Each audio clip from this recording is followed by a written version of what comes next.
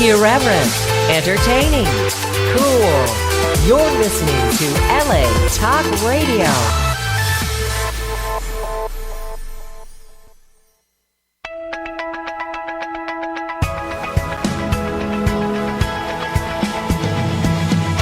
You're listening to Question Reality with Priscilla Leona, right here on LA Talk Radio. Question Reality. I'm your host, Priscilla Leona, and we're coming to you live from Los Angeles, California.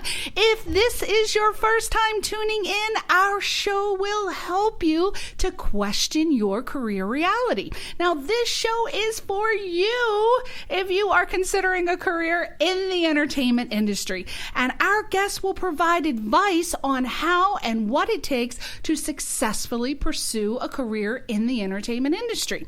Now, our guests include Emmy winners, Grammy winners, Tony winners, reality TV stars, producers, directors, actors, singers, casting directors, talent agents, talent managers, screenwriters, novelists, and the list goes on and on and on. If they are working professionally in show business, we are going to have them on this show to give you entertainment career advice.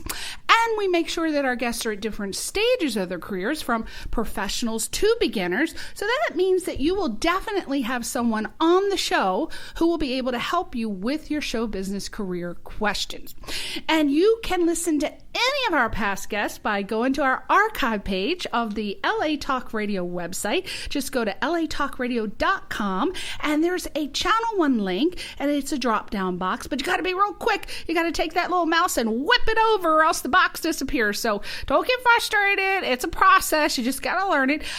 There's a drop-down box, and you click Question Reality, and this takes you directly to our archive page, and our shows are also available to listen to on iTunes under the podcast section and on Stitcher.com. So just go and type Question Reality Radio in the search box. And as you know, we've been on the air for 8 years. Yay, yay. Can I get an applause? Oh, he's slacking again. You know, every week.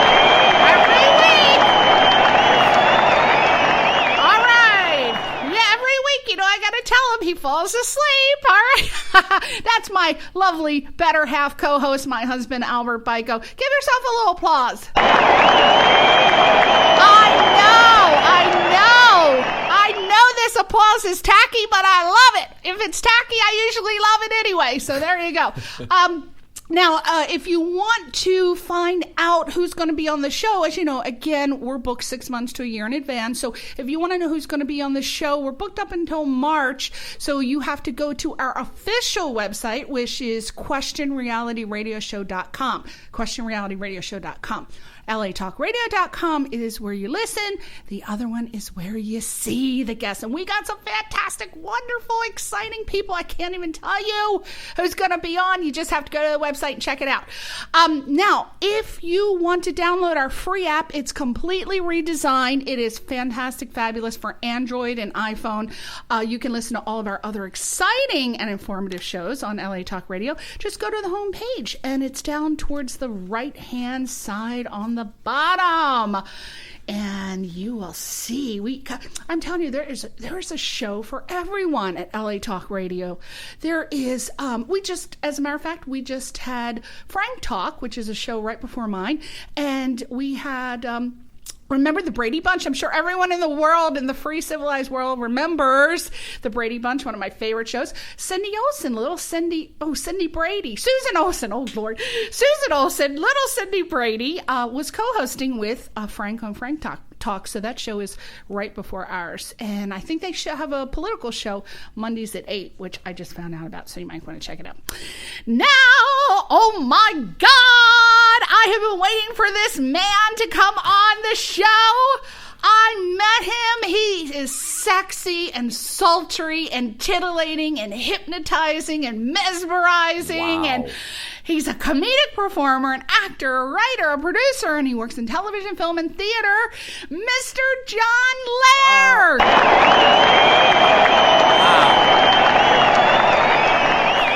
Woo!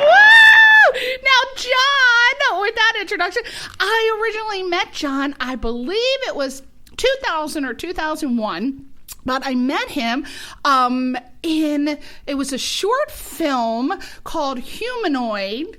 And it was, the executive producer was David Schwimmer. It was so weird because I go in, I'm thinking, I'm going in for an audition. And who do I see? Mr. David Schwimmer on a camera way up there in the ceiling. And then I see John Lehr and I'm like, oh, hey now, I hope this is a porn. It wasn't, but it was called Humanoid, and I starred opposite. He was the star of the show, and I had a little scene as of the lady with the blue toe. Yes, remember that? Yes, I do. That was so much fun. It was. Yeah, they had some really weird, quirky characters. It was a great concept, right? What happened to it? I don't know. I never got my footage. Me neither. I was like, all right, David. So then when we had the rap party, I was talking to David, and we found out that David Schwimmer and I have the same birthday, November 12th. And I said, so when am I going to get the footage? He's like, oh, yeah, Tom Hodges, I think, who was the producer. Yes, he's going to take care of it. Yeah. And then I said, oh, well, can I get, like, your contact information? So he gave me, he was with Gersh, right? Yeah. So he gave me, I'm like, I'm going to call if I don't get my copy. He's like, no, you're going to get it. But never got the copy, but I'm not going to, like, harass the man for the copy. But we never got it. That would have been fun, though, right? I know. But, independent films like that, I mean, sometimes you never see anything ever again. What was great is at least somebody put it on IMDb, because I do have the credit. It's the woman with the damn blue toe. I think you got your credit, Did I get too. mine? Yeah. I don't even know. Somebody entered it. Yeah. Oh, so at least it's on there. Well, that's so good. maybe we're a hop, skip, and a jump, or a decade away from getting, the footage. I know David Schwimmer has a new show, so I thought, I got to think of some creative ways to get a hold of it, right? So I'm going to find out where he shoots, and I'm going to show up. Hey, David, where's that footage? Yeah, right. I'm going to do that. But it was a fun project. The rap party was out of this world. Do you remember that? Yes. Eric Stoltz. Yes. Steve Perry was there. Yes. I cornered Steve Perry, and I said, Steve, do you know how many hickeys I got from your Journey songs? And he loved it. And I'm like, let's do a tune. Come on, let's sing it with me. He was scared of me, I gotta admit. Yeah.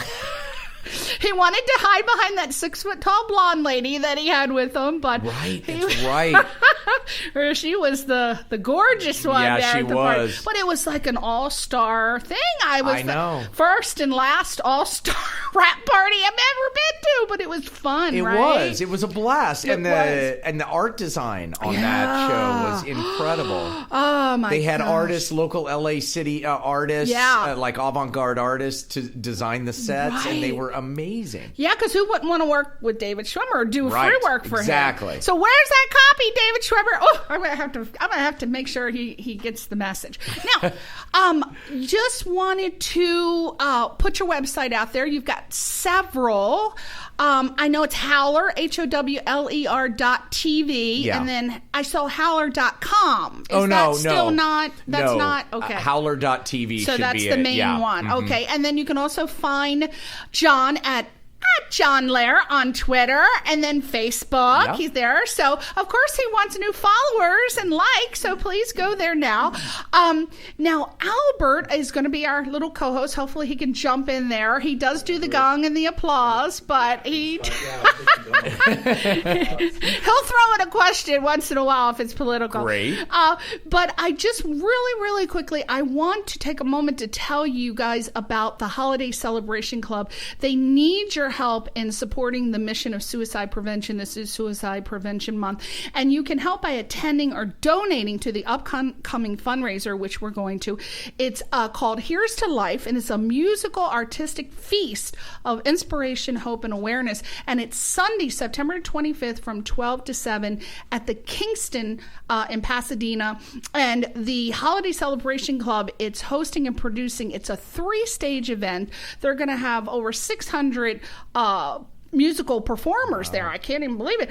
And there's going to be surprise celebrity guests, which I don't know who it is, but there's a bunch of celebrities going to be showing up, artist exhibition, dance solos, audience participation.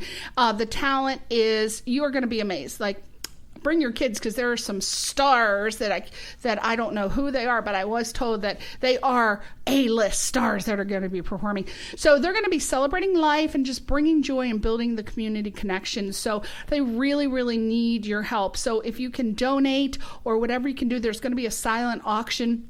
But they're hoping to raise $50,000 for suicide prevention efforts. So they'll have a raffle, and they've got gift bags and T-shirts and, all of the regular stuff. So if you can in any way, if you can attend the event, then if you could support by donating, that would be really fantastic. And the website is here's-to-life-event.com. here's-to-life-event.com.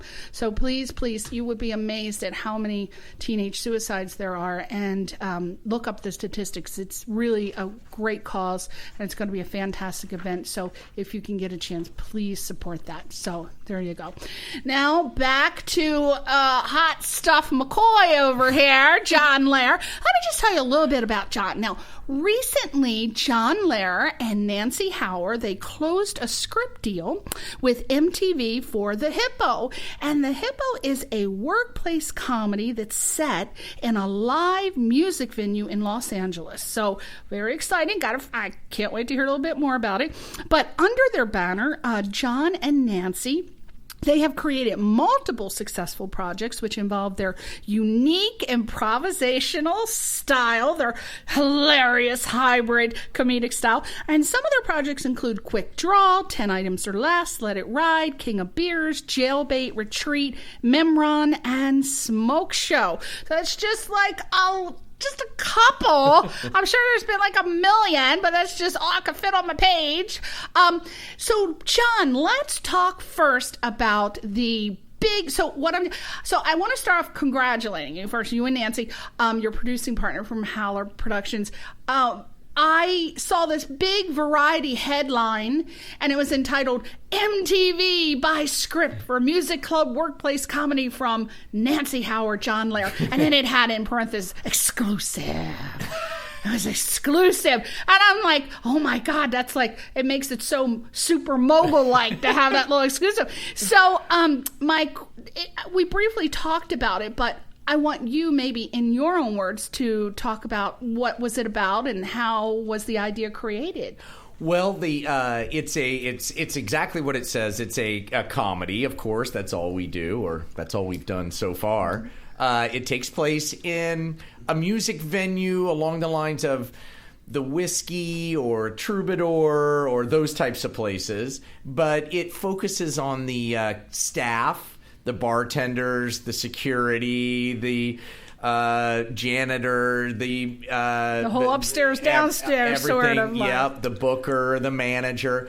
But while all that's happening, there are live musicians performing there. And those, because of MTV's connection with music, those will be people you've recognized. That is what I wanted to talk about, because that's fantastic, because it's stated in this article that MTV chief vows to restore music to programming. Yeah. So this is one of what I assume are many projects that he's hoping to bring. That seems to be the case. I mean, we're hearing the exact same thing, that MTV is moving back to music. Yeah, which that's what they started with. And then they went all, which I'm not objecting, because everybody knows that I love me some reality television, but Teen Mom, just sign me up. Give me a wild turkey and a cigar, and I'm like, yeah, bitch. Yeah.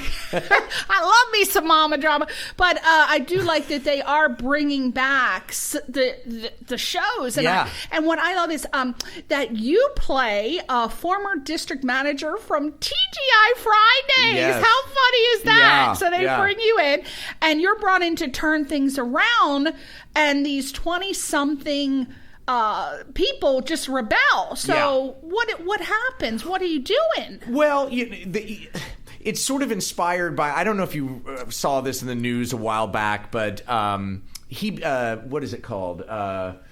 That famous rock club in New York, I'm blanking on it, CBGB's, went out of business and was sold to a company that was going to franchise CBGB's in airport bars around the country. And people were very upset about it. But this is sort of a trend. Like these larger restaurant corporations are buying up infamous bars or in performance areas and kind of maybe making them a little bit more corporate, and people are obviously up in arms about it. So we thought we would play on that trend. And my character is, he thinks he's doing the right thing. And bottom line is, even though this club, the Hippo, is packed every single night, it's losing money. And they don't know why. And so they brought me in to sort of figure it all out. And ultimately what the show is just a romp through the music industry and a clash between Generation X, represented by me, and millennials, represented by the rest of the staff. And who are some of the other... Now, right now, that article, which I think maybe June... Possibly. Yeah. So they said you were penning it. So have you finished? We finished. What did you... We just, right before last week, we turned in the final draft, or we think it's the final draft. And we're waiting, we're waiting to hear. Now, were you actually contacted by MTV, or was this something that you came up with the idea and then you pitched it? This was something we developed ourselves, and then we were in New York on other business, and this is the way it always happens. We were in New York on other business, and our agent said, look, while you're here, why don't you meet with MTV? And we were like, really? I don't know. I don't know if we have anything for... we don't have any reality or anything that was on there on the network at the time, but we met with this executive who was we clicked with, didn't think much of it. We just mentioned this project that we were working on. He said, yeah, please send it over. And we were like, yeah, but would you want me to be in it? I mean, I'm, not your demo. He was like, yeah, send it over. We sent it over. We didn't even think much about it. We didn't even have to pitch it. They bought it. Wow. Our agent just called us, said they bought it. We were like, bought what? And was it just a script, or was it what was? We didn't even have a script. We always, when we pitch, we always try to shoot like a demo reel or a sizzle reel, like 5 to 7 minute, usually somewhere in there. Everything we've ever sold, we've shot something. I mean, that's really what Nancy and I stand for. We want to shoot. That's what we love. We love the set. So any excuse to shoot, we shoot.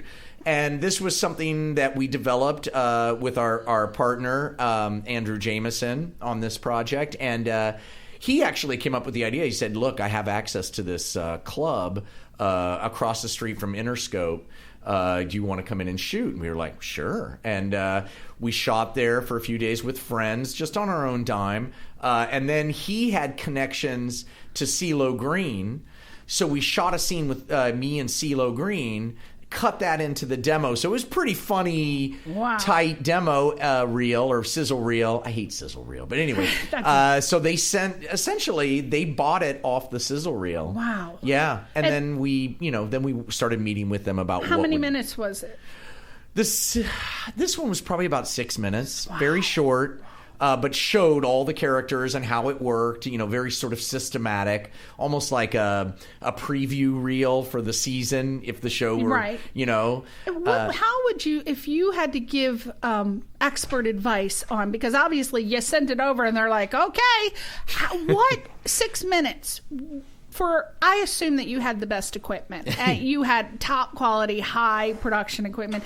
But for some people that are not as fortunate as you and they really want to sell their project, what advice can you give that is going... Because people... They have very little attention spans. These network guys, please, you send them a script, most likely they're not going to read it. You got to do the sizzle reel. How do you do it for someone who doesn't have what you have? Well, if you're in Los Angeles or New York, it's easier because you can really, if you're, say you create a show, you create an idea, you can find like-minded people who want to shoot. There are people who want to be DPs. There are people who want to be producers. There are people who want to get tape, like you said, from Humanoid. And so you can do a lot of that through social media. Put your idea out there, tell people, hey, I want to shoot this thing. If you're interested, let me know. The idea really is to get like a script, but something short. Think around 6 minutes and think of a script that maybe shows your idea and this is the trick, to not show the pilot of the idea. So not a lot of backstory, but to show something that just goes straight to the funny, if it's comedy, put your characters in interesting situations, maybe get one location. The cameras you can get, even the prosumer cameras are really high quality now. I mean, iPhone, they've shot movies on iPhones. Yeah. Sound is something you can't skimp on. Okay. You got to have great sound or people just will tune out. Right. But editing... Color correction, that's a big one with me. Yes, color correction is something that and editing, you can do that yourself, and people are scared. They're afraid to do it. Yeah. But if you just, start putting your feelers out there, you can get a subscription to, a lot of the pro editing software, fairly inexpensive. And you can start noodling around with it and getting to understand it, or find a like-minded person out there who's an editor, a young editor who wants to move their way up, and maybe wants to be the lead editor on something, and get them on board. But of course, you check out their work first. You can't just accept, because that's the problem, finding somebody that's young and wants to make a name, but then be good. Yes, it's true, and you got to do your homework with everybody, but...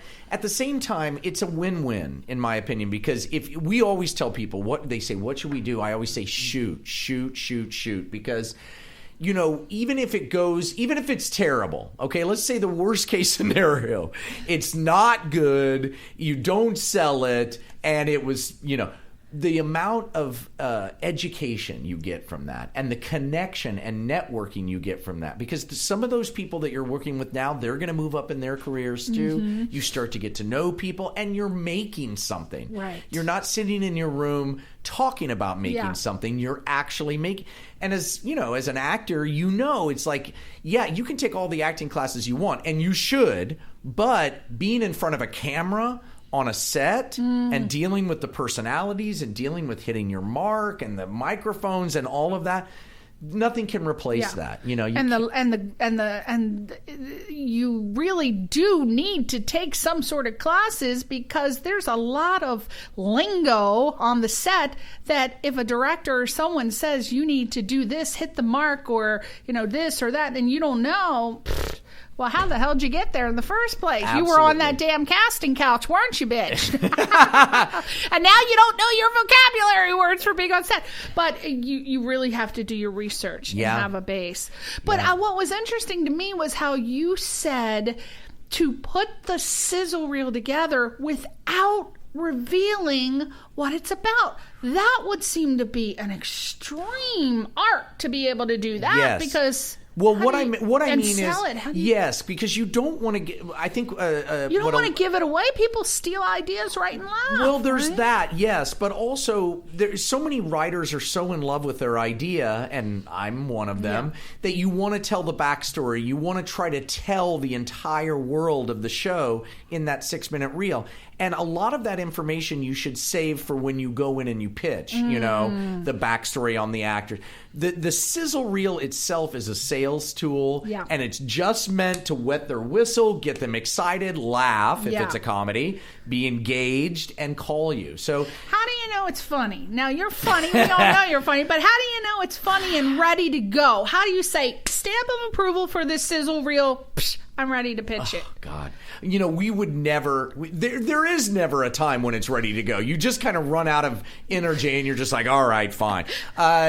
It goes through stages. I have a partner, Nancy. That helps a lot because we just try to crack each other up when we're writing. And in the edit room, we try to do the same thing. So there's a back and forth already. And we're calling each other out on stuff and we're supporting. Oh, my God, that's great. And so when we find something that the two of us love, half the battle's done. Yeah. Then, we will occasionally show it to a few trusted people. That can backfire on you. I don't recommend showing it to the actors. Actors are very... very focused on themselves, and they have trouble seeing the bigger piece. They're just worried about how well they did, and it freaks people out to see themselves and hear their voice. So they're not the best people to get feedback on. So we usually give it to other writers or trusted producers, and then we bring it into our agents. And the great thing about the agents is that they just want to sell. Yeah. You know, they just want to sell. So they'll cut to the core, and it's pretty harsh. And I'm glad that you said that, because both you and Nancy are rep by CAA. I hope that's right. Yeah. And for those in the entertainment industry, being repped by CAA, let me just tell you, this is like equivalent to like mega ultimate grand supreme in the pageant world. Okay? Now, excuse me for using those terms, but everybody knows that I am obsessed with reality television. So, Toddlers and Tiaras is where this comes from. They are the discoverer of Honey Boo Boo Child, Yes, which I love me some Honey Boo Boo. I miss that crazy ass family. If anybody's out there, please bring my Honey Boo Boo back. Please bring it back. But seriously, how in the world does one get repped by CAA if you're not saying, Brad Pitt? How do you do it? How did you do it? I guess. I don't know. It's like a super special superhero club. It is. I'm telling you, people. It's a long journey. CAA.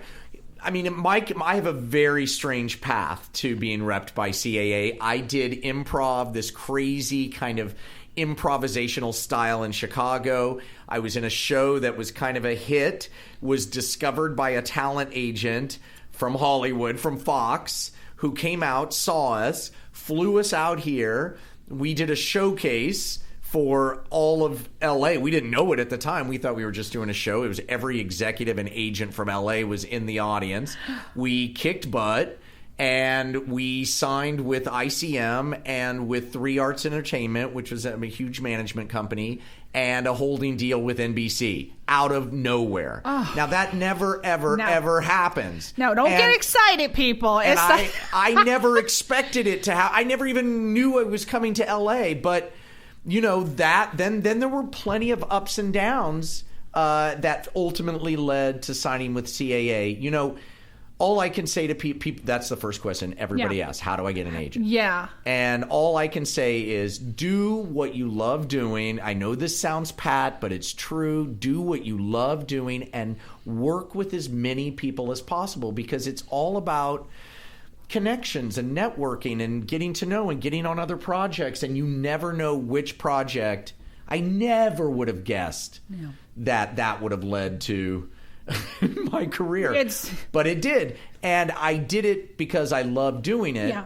And that But shows. Not just any agent, because there are some scam artists out here and people who come here right off the Greyhound bus. Yeah. They don't know. Yeah. I have heard horror stories, John, just horror stories. So what is your advice to actors who, because everybody watches television and they think, I can do that. I can be an actor. And they put their $50 in their purse and they put their little bag on the stick and they come out here and then they run into an agent, air quotes on that. And then the next thing you know, you're either again on the casting couch or spread eagle over a crack den. So, you just have to be careful. John, how do you not end up? Well, look them up on SAG, on the SAG site. That'd be the first thing you can do, and make sure that they are a signatory agency with SAG. I'm a huge union guy. I'm SAG. I'm WGA. So make sure that they're approved. Do your homework. Yeah. You really can't just, believe everybody. People say all kinds of stuff. You got to be a little discerning. And trust your gut. Yeah. If it feels weird, it is. Yeah. And get out. Yeah. If he tells you he wants to run a script at 9, 10 o'clock at night, no, it doesn't happen. An agent is not going to do that. So just ask, and ask your fellow actors too, because they'll know. That's why getting in acting classes or shooting, projects with other people, no matter how small, is great, because you're talking to people who are in the game on the level that you're in the game. And I'm going to just throw a little tip in there. Let me just tell you, I love doing extra work and background work. Like, I love it. And let me tell you, I just get so annoyed when people just think that it's so petty, because you would be amazed at how much you learn when you start out as an extra. I heard all kinds of stuff, scoops on, not that you'll just learn this, but I'm going to tell you, number one rule, never participate in gossip. Never, never, never, never, never. You can listen, but don't participate in it. But when you're an extra, you hear all kinds of stuff about the temperament of, celebrities they work with. But from that, you learn what to do and what not to do, because they say, oh, and I did this, and like she got all upset about it, like whatever. And I'm thinking, well, that's common sense. You really wouldn't want to go up and get a selfie with a star. You don't answer it, but just you'll learn common sense things. You'll also learn etiquette on the set, which is very important. You'll also learn by watching the cameras, watching the crew, watching what the actors do. So just being an extra is like kindergarten. It really totally is, John. agree. And on the production side, a PA, yeah, is a great job if you want to write, direct, produce, or act. Even being a PA is really really helpful. You learn because, so much. Yeah. You learn patience. Yeah. You really do. Yeah. You do. But please, my number one, don't participate in gossip. If everybody wants to talk, you can listen, but don't do it, because there's always someone listening. And it's just unprofessional and tacky. So please don't do that. Let's talk about Quick Draw. Now, you and your producing partner, Nancy, co-created this comedy series for Hulu, in which you, Mr. John Lehr, star, and you're also executive producer. Now, first, can you please tell us what the show is about, and where did the idea from the show come from? Well, the show, it's a comedy western. I saw the picture. Yeah, You did? I love that. What is the tagline on that? Something about clueless. How could a lawman be this clueless or something? Yes. Look at the poster. I sent it. I don't know. Yeah. But anyway. That's from season 1 or maybe 2. Or 2. Well, okay. well, yeah, 2. Mm-hmm. It's a half-hour comedy. It's set in 1875. It's a comedy western. It's on Hulu. You can watch it via subscription, or you can watch it for free at hulu.com. Or if you go to my site, howler.tv, there's a link that'll take you straight there for free. And it's about... Is it like a spaghetti western? It is. It's like I play a sheriff who attended Harvard University, and I'm knowledgeable in all the latest, crime-fighting techniques of the 1800s. And I come into town as a know-it-all. I love it. And it turns out I do know some stuff, but a lot of it's really flawed. And I'm a great shot. Oh. So the town thinks I'm kind of an idiot, but they want to keep me around because I'm such a great shot. Wow. And it's all improv. It's our hybrid improv style, which is the way we have done all of our shows, and the way we'll do the Hippo, which is we write, really detailed scripts, like really detailed, like single space 30-page scripts. The executives hate them. But we don't show them to the actors. So if you walk on set, you go through makeup, go through costume, you come to the set, and Nancy will kind of tell you the bare minimum of what you need to know. Hey, you're a bartender, and your brother was shot by this sheriff years ago, and you want revenge, but you don't want to let him know. It's an improv, like sort of the Larry David show? Yes, very similar. Curb Your Enthusiasm? Ours is a little bit more. I'd love from that. what I understand. Yeah, the actors love it. Wow. You would love that because you hate memorizing lines. Oh, I hate memorizing lines. I like to do all my lines improv. I just think it's great. Just tell somebody what to do, and if you're funny, you just do it. Yes. And if you're not, you'll learn you're not funny, and pick up your paycheck on the way out.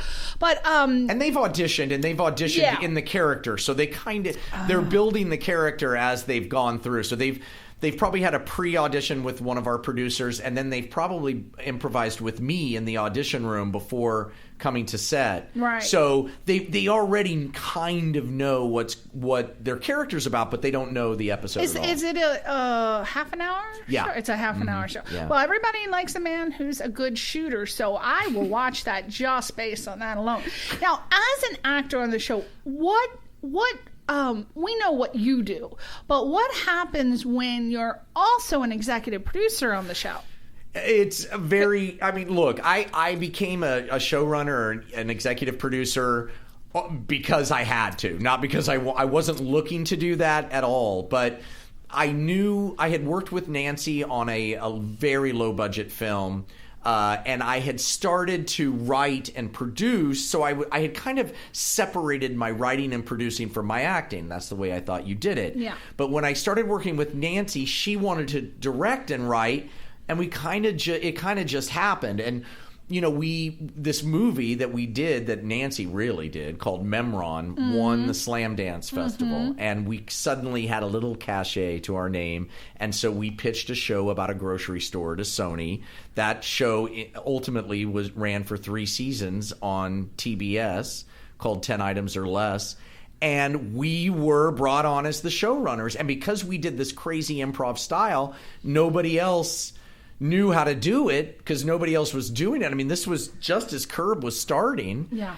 So I learned, budgets. I learned schedules. This is what executive producer does, what he's saying. Mm-hmm. The executive producer essentially is the person who receives the money, is responsible for making the show, getting it on time and under budget. And it's a crazy, crazy job, but I've learned to love it because it affects the creative side so much. That was my next question. Yeah. How does it affect the creative process? Well, they're interconnected. I mean, it's such a, anybody who's been on a set, it's such a collaborative process, and every component is so important. So we learned right away, look, if we don't stay on budget, we're going to lose equipment. So if I were to ask, what are some mindful things when you have to be the actor and executive producer? Obviously, stay on budget. Very much so. The most important thing is be cool and put all of you suddenly are in charge of a crew and cast of around 100 people or so. Your job as an EP is to put them, each and every one of them, in a position so that they can do what they do the very best that they can do it. Now, that's a lot different than what I thought it was. I thought it was initially get everybody to do what I want them to do. Right.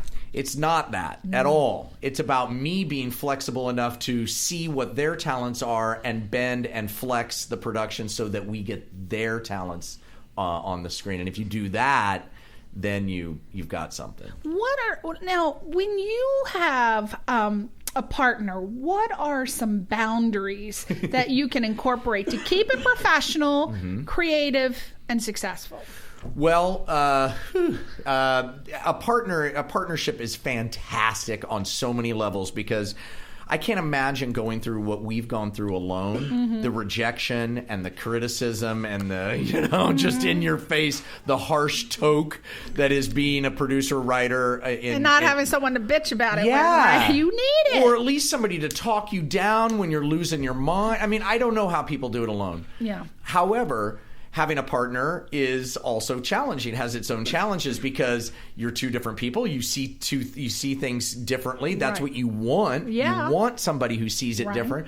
But you're going to have a lot of conflict, and it's how you work through that conflict. Do you work through it in a way where you're just trying to get your own way? If so, the partnership isn't going to last very long. It's like a marriage. You have to talk everything out. You can't leave the office angry at each other. You've got to share your feelings when your feelings are hurt. A man has to share his feelings. You got to do it. You got to. You got to do it, or it's not going to last. That's right. And my wife, and Nancy's a woman too, so that's really interesting because we're a man-woman team who don't sleep together, which is very interesting. Might be why it's successful, people. Take a note from John. She and my wife are really good friends. That helps. Yeah. Because they talk a lot. Oh, yeah. It's really interesting. That's great. Yeah. So maybe if you're a man, think of a woman as a partner. Let's talk about 10 Items or Less. You were co-creator, executive producer, and you starred as Leslie Poole. Hilarious, because I saw that half-an-hour improvisational comedy series from Sony on TBS. Yeah. Again, this was your original idea, right? Yes. And I saw a couple episodes. I thought it was funny. Where did that idea come from? I mean, that was hilarious. How can you just think of that? Well, Nancy came up with the idea of we knew we wanted to do an improvisational hybrid comedy in a workplace where a lot of different disparate people interconnect. And we wanted it to be evenly lit. Because we knew it was going to be low budget, and The grocery store strike was happening at the time. You remember that? Oh, yeah. In L.A., there was the grocery strike was happening, and Nancy walked by, and the picketers caught her attention, and she came up to me and said, "What about a grocery store?" And I was just like, "That is genius." It's what you're onto something when you're like, why hasn't anybody ever done that before? Yeah. And then that's when you know. That's when you know you've got a great idea. And so we knew we needed to shoot something. So we snuck into grocery stores. We mic'd me with a little lavalier microphone and put me in a sweater vest with a tie and made me look like a grocery store manager. And then Nancy had a P2 camera, cheap. It wasn't at the time, but a beat-up camera. And we walked into grocery stores during the strike, which caused a lot. We would shoot for like a minute before someone would come shut us down because they thought maybe we were news people or that we were strike breakers or that we were undercover. So you did it total guerrilla style. Total guerrilla. What? The whole what? Oh, yeah. For Quick Draw, we just drove out to the desert and shot stuff on the fly. You know, we rented horses from a horseback riding place. That's the way you make stuff, you know? You just go out and you make it, you know? Wow. I'd be so scared to shoot something guerrilla style because I heard about this one situation where they were shooting, they did a scene at a grocery store and it was a robbery. And next thing you know, real police came and they were going to shoot. That was our store. Our show, that was 10 items or less. 10 items or less. You told me about that. It was a news article, right? Okay. Well, there was something like that. And there was another scene where a woman was being attacked and the actor Kiefer Sutherland saw it. Whoa. And he didn't know what was going on. And they were capturing Kiefer Sutherland saving the woman. Like, for real. He didn't know that That's they were doing amazing. it guerrilla style. So I'm like, oh my God, I'd be scared. During 10 items or less, during the filming, there was a holdup of the store. There was a guy who pulled a gun on the opposite side of the store. We didn't know, because when we shot 10 items or less, the grocery store was open for business while we shot. Wow. So all the shoppers, you were talking about background actors, all the shoppers in the store were our background actors. And every now and then I would improvise with them and then we'd sign them and pay them. Yeah, that's what I was wondering. How could you air it? We would have the sign that says if you enter, they're shooting, you get permission. And then if they got within, there are different levels of participation that we were fully union, so it requires certain payments and we'd pay them. But the store didn't know you were shooting there, so how did you? The store did. The store did. But none of it. But it was open for business while we shot. I see. So there were all these people shopping, and we were a relatively small footprint, and people in LA don't care anyway. They're just, just get me on camera, honey. Now, being co-creator, executive producer, and star of the show, it's a lot different than being on Vimeo or YouTube. So, is it extremely hard to get a show pitched to a big company like Sony? I mean, yes. How did you get that show pitched to them with your little situation happening? Well.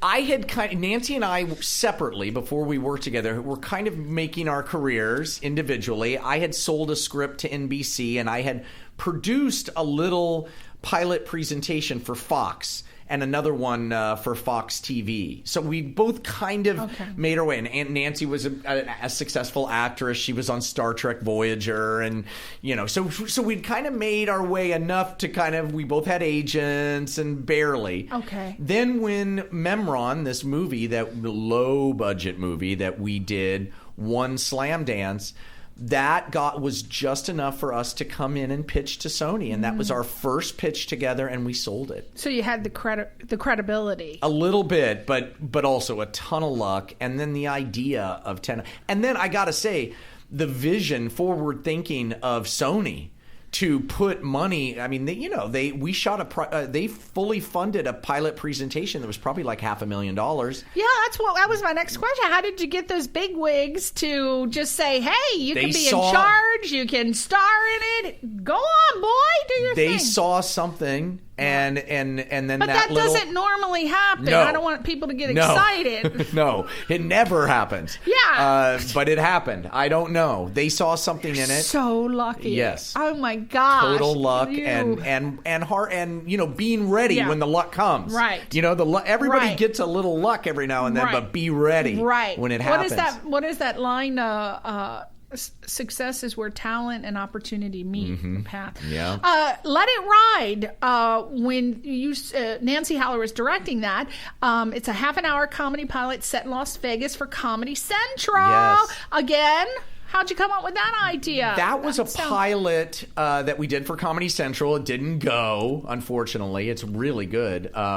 It was, let's see, how did that start? We were approached by a production company, I believe, I can't remember. It was a small pod, a production company with a deal with Sony approached us. It was Happy Madison.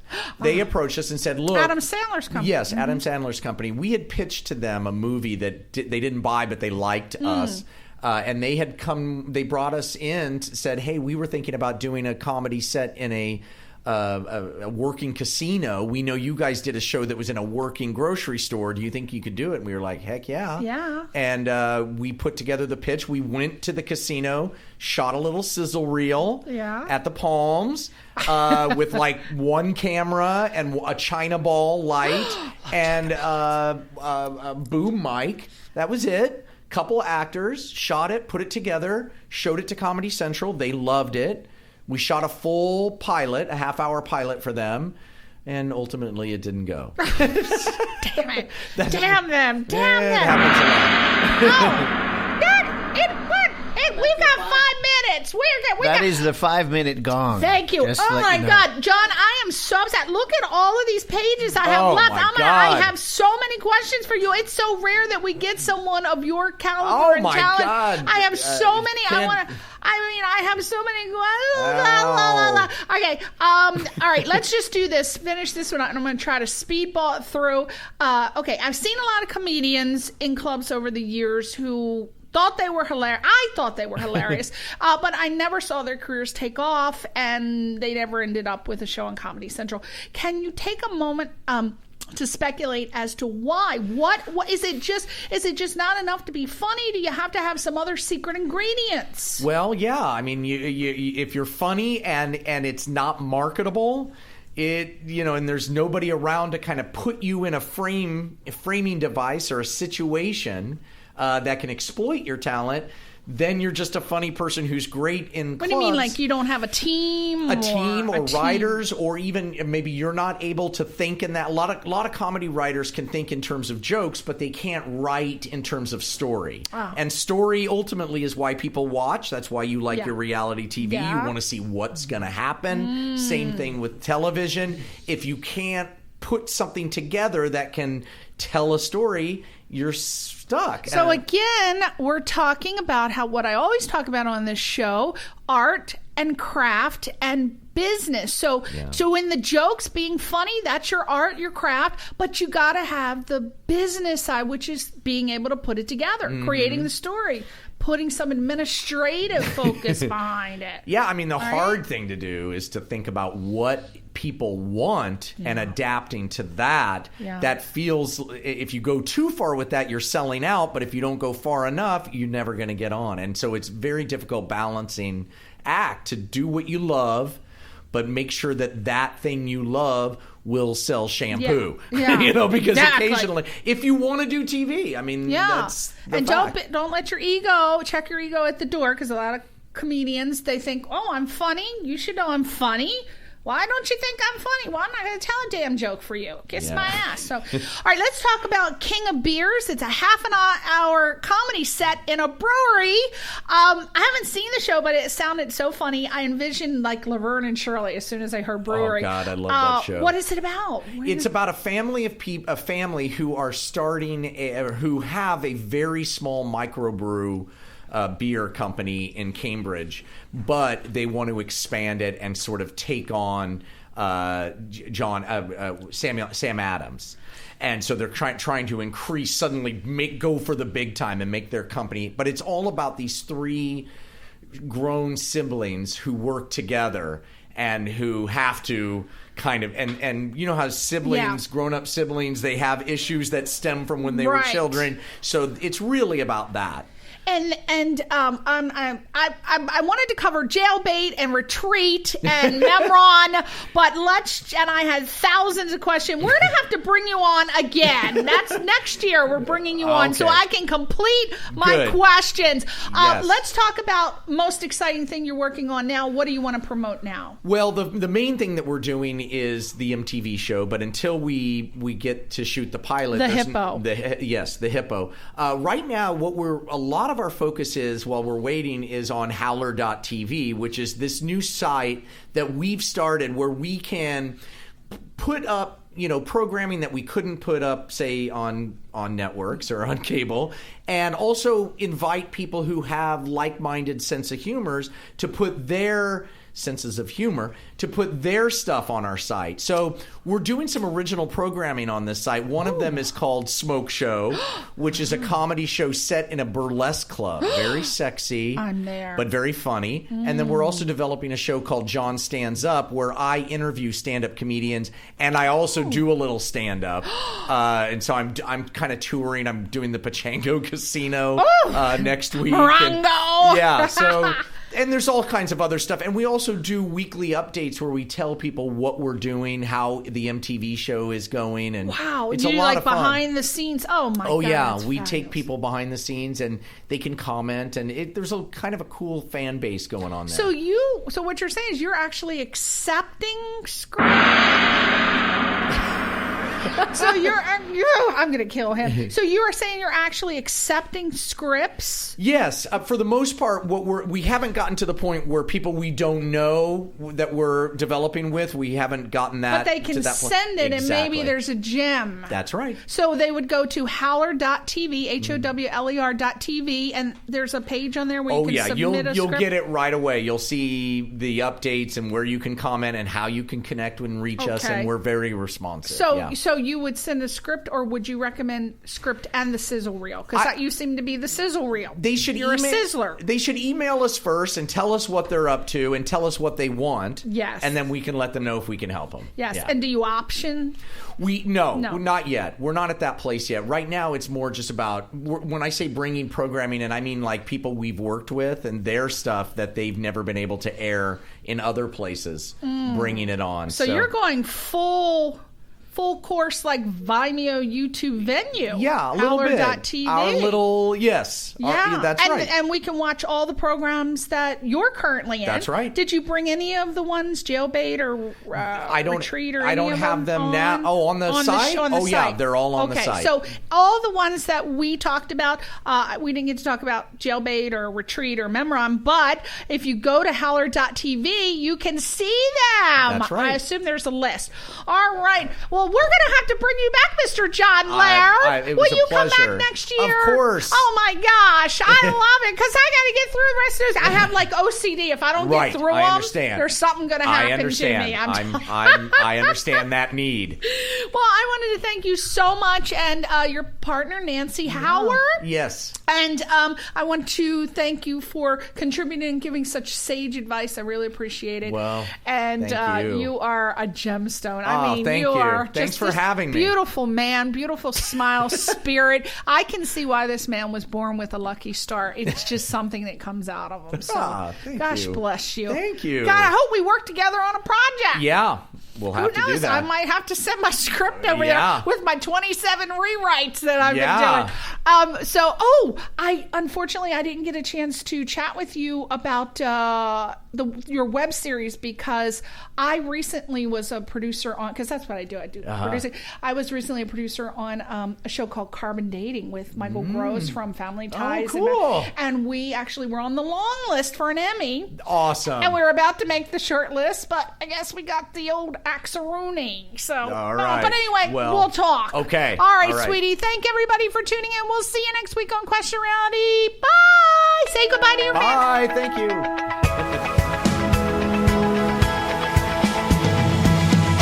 You're listening to Question Reality with Priscilla Leona, right here on LA Talk Radio.